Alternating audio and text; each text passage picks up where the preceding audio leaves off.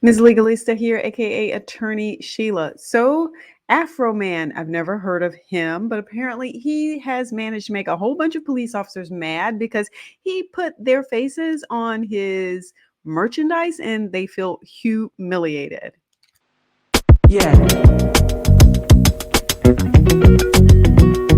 This is coming from an article that I initially found in the New York Times. I think it's been in Rolling Stones and a few other places too. But it says Afroman is sued by police officers after using their faces in music videos. Let me bring that up just so you can take a look at it because we are actually going to go to the complaint and read through the whole thing about how he was able to even get their images because that's the real story. The first part is how he even managed to get their images, and then how he used them in a way that made them mad, upset, angered, humiliated. Let's pull it up and see what they're saying here. Afroman is sued by police officers after using their faces in music videos. Like I said, this just came out a few days ago, I think. If I can scroll and even find a date. Okay, it just came out this morning. I'm getting so much better with being on time with the news. So it says 7 law enforcement officers in Ohio are suing the rapper Afroman for using footage of their raid on his house last year in videos and merchandise for commercial purposes, according to a complaint. So this is where I first saw this story. It caught my eye. I have a subscription to the New York Times. And so I was just like, wait, what in the world? Let me check this out. Let's actually go over to the complaint and take a look at this because I think that's where all of the information is going to be for us. This is coming out of the state of Ohio, just filed just a few days ago. And we've got several people. Look at all of these plaintiffs who are listed here. This is complaint for damages and injunctive relief because I think they are asking for him to take all of this down with jury demand endorsed here on. All right, let me scroll down. We get past all of these people. Oh, it looks like there was also a woman too. So they said it was 7. And then we have the defendants. So we have Joseph Edgar Foreman, aka Afroman, Hungry Hustler Records. Never heard of them either. And then we've got defendant John Doe 1, 2, and 3 listed there. Let me know in the comments. Have you ever heard of him? Is this someone you're listening to? Am I just getting old and confused about what is going on in popular music today? For their complaint against Joseph Edgar Foreman, aka Afroman, Hungry Hustler, Media Access, John Doe 1, John Doe 2, and John Doe 3. Plaintiffs, as listed there, state as follows. So, first of all, it looks like they're all residing in Adams County, Ohio. We see that listed there. And they've all been deputies or sergeants. We can see that listed there too with the Adams County Sheriff's Department. Then on the next page, we have the defendants who also resides in Adams County. And then we've got Hungry Hustler Records. And it says here, let's start here. Defendant Hungry Hustler Records on Information and Belief is a business entity doing business in and with its principal place of business in Adams County, Ohio. On Information and Belief, Hungry Hustler is owned and operated by defendant Joseph Edgar Foreman and is used by defendant Foreman to market and sell music videos, merchandise, and other products. And then we hear about Defendant Media Access, because I've never heard of them. They are in the business, they are out of Texas, first of all, and they're in the business of full service video and music distribution and royalty collection. On Information and Belief, Joseph Edgar Foreman uses Media Access Inc. to distribute his music and media posts to collect royalties and for other services through its distribution of music and video in Ohio and its business dealings with defendant Foreman and others in Ohio. Media Access Inc. has significant contacts with the state of Ohio. So they're just trying to make sure that they cover the whole jurisdiction piece here. Then we have these other John Doe 1, 2, and 3. And yeah, so they're listed too. We're going to skip on by them. Let's get to the factual background so that we can see what's going on in this case. So we've got Afroman products and merchandise. Let me know. Let me know. Have you ever purchased these? Defendant Joseph Edgar Foreman is a creator, producer, and performer of music and videos who is known by the stage and commercial name Afroman. In addition to music and music videos, Foreman markets and sells a variety of products under the trade name Afroman. These products include beer, marijuana, t-shirts, and other merchandise. Foreman sells his Afroman products online and at live events at which he performs. Let's go over to his page and see what he's selling over there. So this is his page, his website, I guess, where they're saying he sells some of these products here. And he's even got, he's even got a tab for the lawsuit.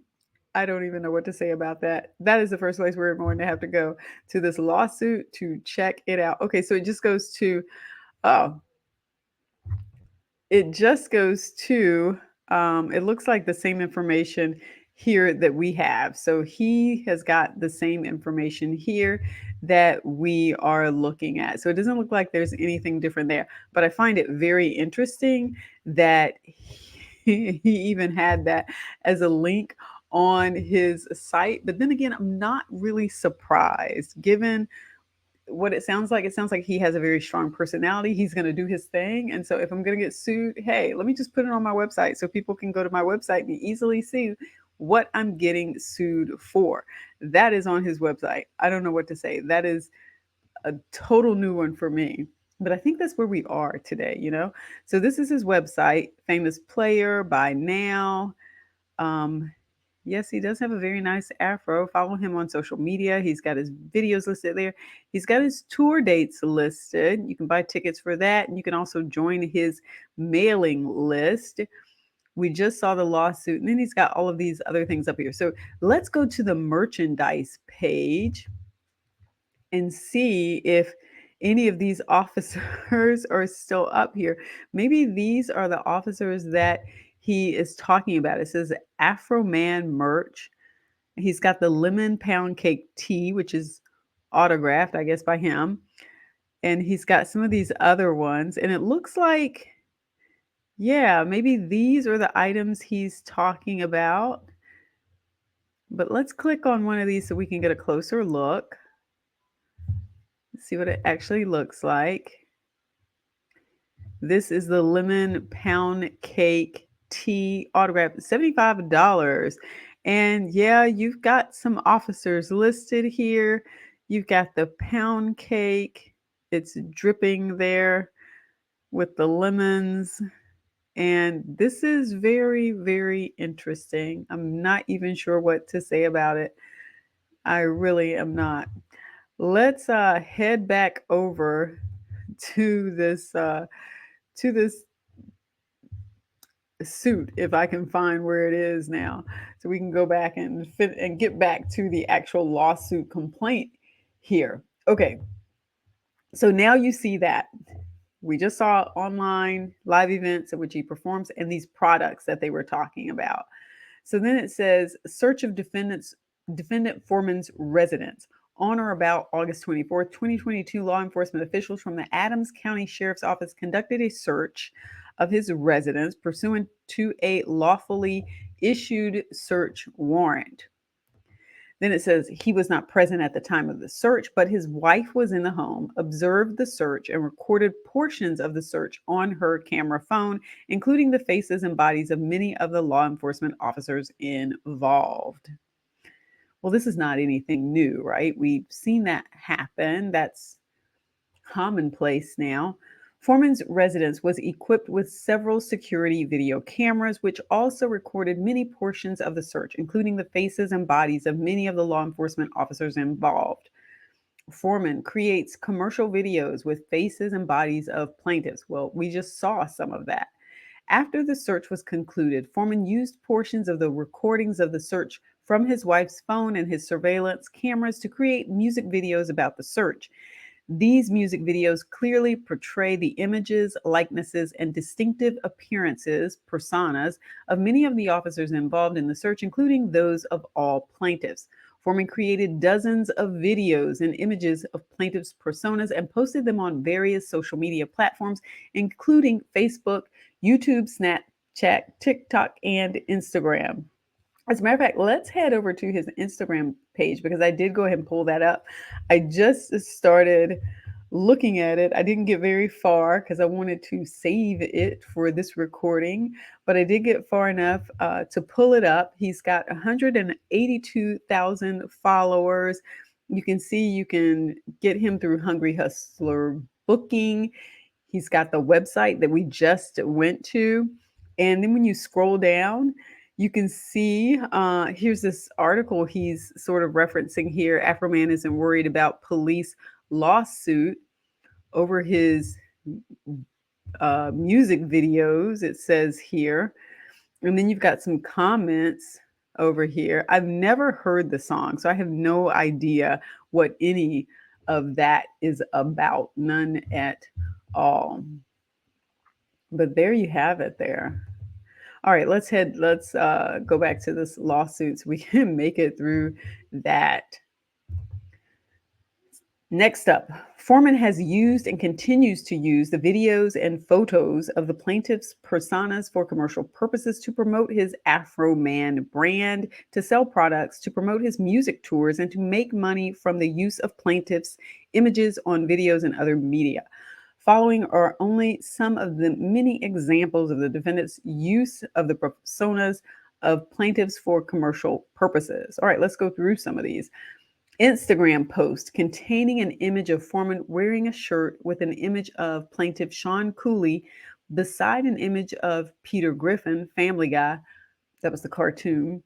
Caption, "Good morning, ladies. What up, fellas? Congratulations to police officer Pound Cake. Thank you for getting me 5.4 million hits on TikTok. I could not have done it without you, obviously. Congratulations again. You're famous for all the wrong reasons." As you can see, all my pound cake is gone. Officer Pound Cake confiscated my pound cake. He said something happened to his body camera on the way to the evidence room. LOL. Okay, it's actually kind of funny.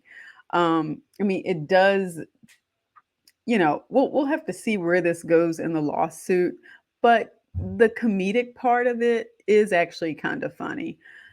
And I do want to come back. We're going to go back to his Instagram page, but I want to get further through this lawsuit. And you guys still tell me in the comments if this is somebody you follow.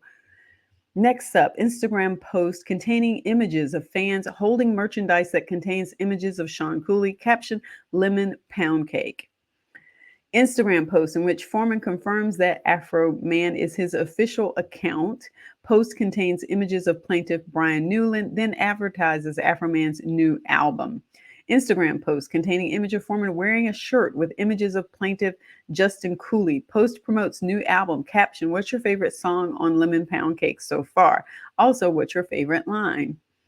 Instagram post containing image of Foreman wearing merchandise and promoting merchandise with images of plaintiff Sean Cooley. Caption, "I am pressing up merchandise for my up and coming Canada tour. Which Officer Pound Cake shirt do you like the most, the one on the left or the right? Let me know so I invest my money in the more popular shirt."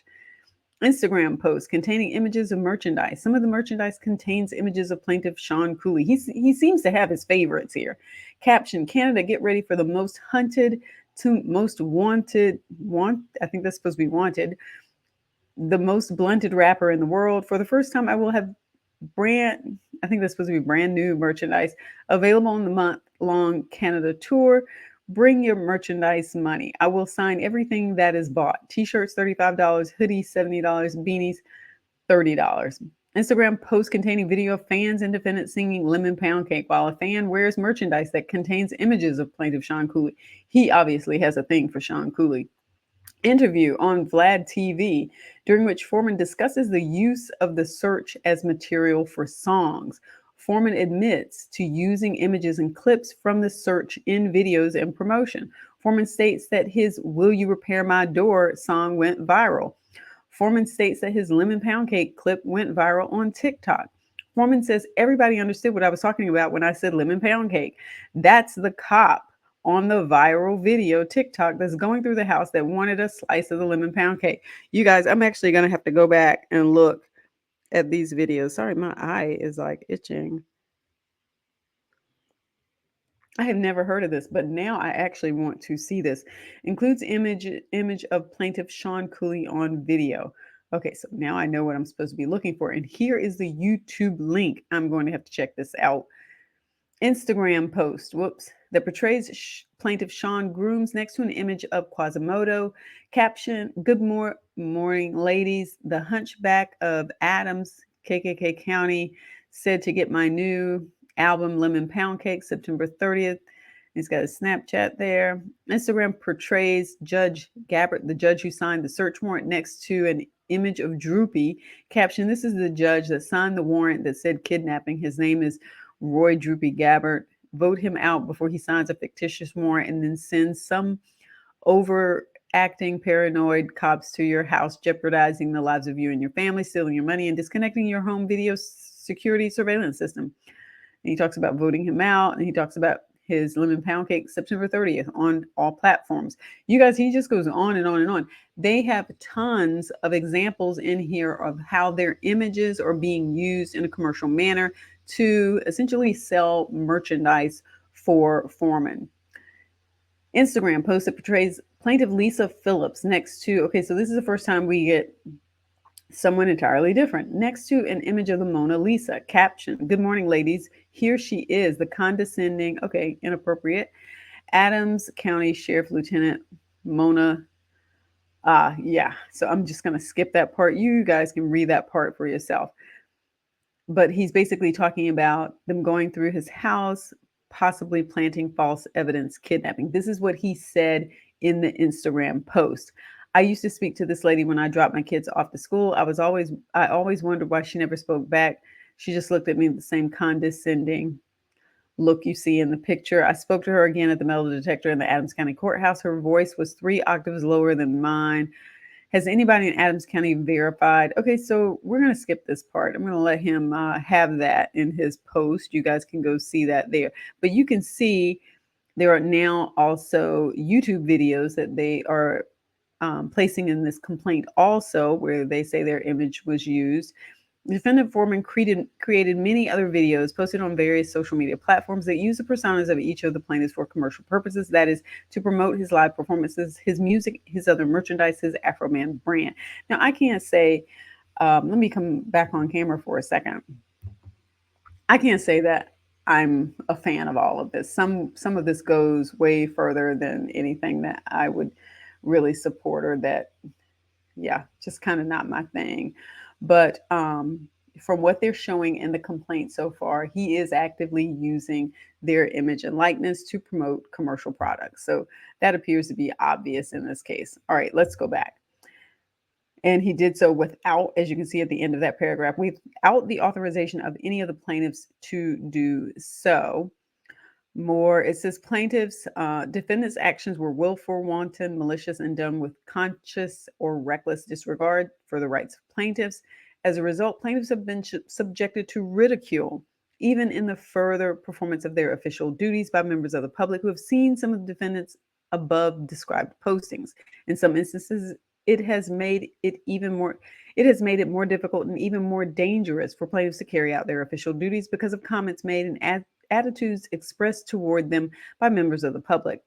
As a further result of defendants' actions, plaintiffs have been subjected to threats, including death threats by anonymous members of the public who have seen some of the defendants' above described postings. So this is where, there's sort of this heightened concern now regarding what others are now doing as a result of seeing these posts. As a result of defendants' actions, plaintiffs have suffered damages, including all profits derived from it and attributable to defendants' unauthorized use of plaintiffs' personas, and have suffered humiliation, ridicule, mental distress, embarrassment, and loss of reputation. Plaintiffs continue and will continue in the future to suffer damages unless defendants are enjoined from further violations of plaintiffs' rights. All right, so count one would be the unauthorized use of individuals' persona. And then let's see, we have that they are using it for, that it's being used for commercial purposes during their lifetimes without their authorization.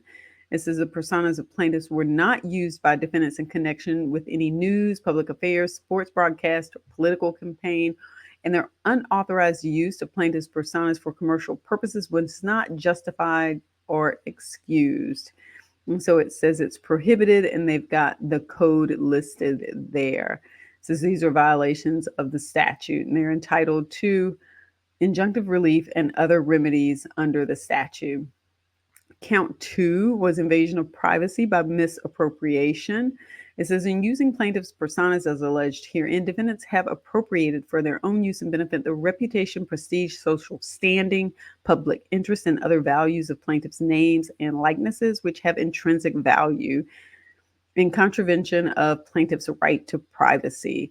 Again, stating that this was willful, wanton, malicious, and done with conscious or reckless disregard for their rights. And again, as a result, they suffered embarrassment, ridicule, emotional distress, humiliation, and loss of reputation, looking for injunctive relief and other remedies. And we've got count 3, invasion of privacy, false light publicity. It says in their depictions and descriptions of plaintiffs on social media postings and elsewhere, defendants made statements that were false and that they knew to be false, and which portrayed plaintiffs in a false light, subjecting them to undue ridicule, embarrassment, mental distress, and danger. Defendants' actions were willful, wanton, malicious, done with conscious or reckless disregard. And again, they suffered embarrassment, ridicule, etc., looking for injunctive relief and other remedies. Count 4, invasion of privacy, unreasonable publicity given to private lives. So some of the defendants' postings, as described above, gave publicity to matters concerning the private lives of plaintiffs, which were not of a legitimate concern to the public, and the exposure of which a reasonable person would find highly offensive.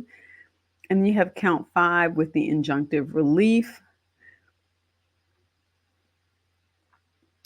And here's where they're saying the continuing injury to plaintiff outweighs any potential injury to defendants that would result from an injunction. The requested injunctive relief is not adverse to public interest. Plaintiffs have a substantial likelihood of success on the merits of their claims. They should preliminarily and permanently be enjoined from continuing to violate plaintiffs' rights and from posting their personas for commercial purposes, posting false information, and all of that. Okay, let's see what they're saying here. They demand judgment against all defendants as follows. On count 1, against all defendants, an award for actual damages in excess of $25,000 in the amount of profits made by defendants by the unauthorized use, or in the alternative, for monetary damages as provided by statute. Also for punitive or exemplary damages, for their attorney's fees, costs, expenses of litigation, for permanent injunctive relief, for impoundment of merchandise, goods, and other materials. They want those items. On count 2, in excess of $25,000, also in the amount of profits. Some of the same things listed there. Count 3, pretty much the same thing for 3 and 4. And then 5, you have enjoining all defendants from continuing to violate plaintiffs' rights and from publishing plaintiffs' personas for commercial purposes. And then it says, as to all counts for their costs, attorney's fees, and all other relief to which they may be entitled. So that's all 17 pages of that. But I want to go back to the actual page to see if we can see some of what they had listed here. Let me cross that out and see if we can stream down here to see.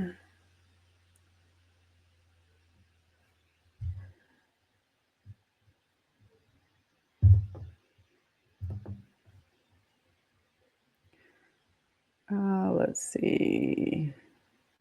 I mean, he has, so it looks like this was maybe one of the TikToks. That's a lot that's written there. Right. Stop using us to sell merchandise. That's from the lawsuit. Let's see if there's anything else here. I was trying to scroll down to see what they were actually referring to. He's got advertisement for some of his shows there. It looks like a lot of this really is from his shows. So you really have to scroll down here to find some of what he's talking about that they are saying is about them. I don't know. They may have just caused more attention to be granted to him now. I'm not seeing this. I guess you have to go. Okay, so here's one right here. For those of you waiting on your online merch, orders my shirts got held up in Canadian customs. Um, that's all that says. Not a whole lot there in his announcement that he's running for president there. But yeah, you would have to scroll down here, and maybe it's on some of these, but I don't see it. I don't see it at all.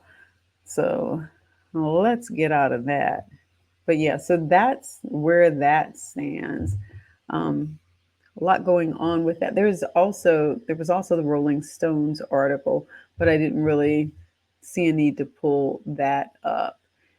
And that's it. So you've seen the merchandise, you've seen his website, you have seen his Instagram, you've seen basically all of this now. So you're up to speed. So if this is someone you know, let me know in the comments. If you've purchased some of his merchandise, what you thought about it, and if you'd actually seen these YouTube videos where he is using their image. But I'll pull some of those up and we'll talk about that in another video. Don't forget to go ahead and give the video a thumbs up if this brings you up to speed with what's going on in that case. And don't forget to subscribe.